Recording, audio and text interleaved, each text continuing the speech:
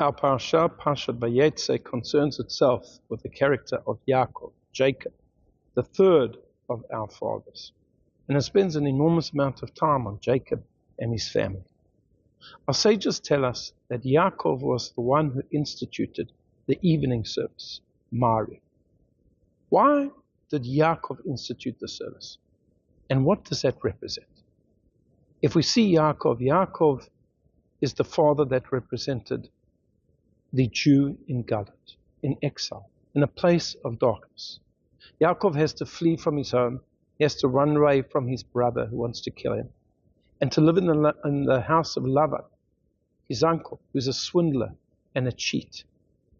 And there he has a very difficult time with Lavan.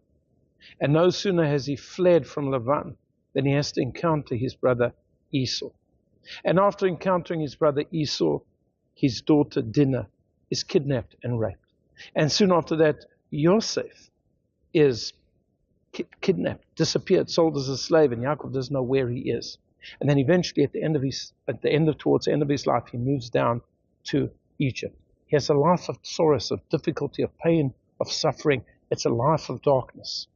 And yet at the same time, also incredible building.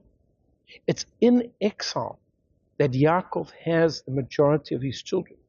Only Binyamin is born in the land of Israel, but his other children, the tribes of Israel, are born in exile. It is a place where, in fact, he becomes wealthy and he becomes a nation in exile.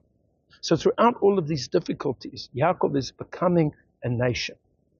And when he sets out, on that fateful day, he sets out and he goes to sleep and he has the dream, which we read about at the beginning of our Parsha.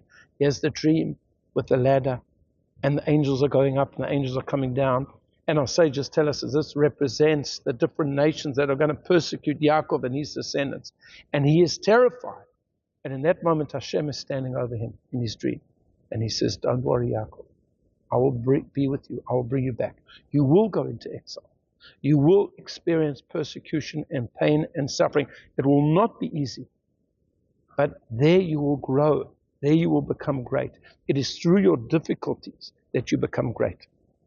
As the famous Vayeitzei Kutna, the Rosh Hashiva of Chaim Berlin, explained, the verse, Ki Sheva Yipol Tzadik V'Kam, it says in Mishnah and Proverbs that the righteous person falls 7 times and gets up. And he says, simple people think what that means is that, he takes a licking and he gets up and he keeps on ticking. No, it's because of the fact that he fell 7 times that allowed him to get up. In other words, that's what gave him success. Life wasn't straightforward. He wasn't born with a silver spoon in his life. It's all of the difficulty that makes him what he is. So Mariv represents the prayer that we say to Hashem in the time of darkness. And we ask in that prayer for salvation and Hashem to protect us.